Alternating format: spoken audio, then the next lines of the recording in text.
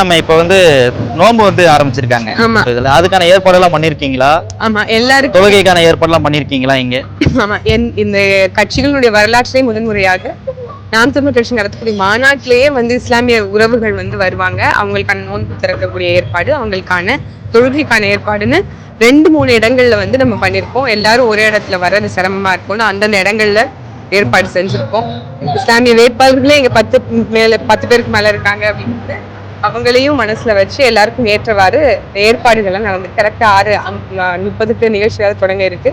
அதற்கு மத்தியில இடைவேளை விட்டு இஃப்தார் நோன்பு திறந்துட்டு தொழுகையெல்லாம் முடிச்சுட்டு அதுக்கப்புறம் நிகழ்ச்சி தொடர்ற மாதிரியான ஒரு ஏற்பாடு செஞ்சிருக்கோம். தமிழக அரசியல் களத்துல என்ன மாதிரி தாக்கத்தை ஏற்படுத்துங்க இந்த மாநாடு? மாநாட்டுக்கு முன்னாடினாலே மாநாடு மாதிரி இருக்கிற ஒரு மாநாட்டை ஏற்பாடுகளை இன்னைக்கு தான் நான் பாக்குறேன்.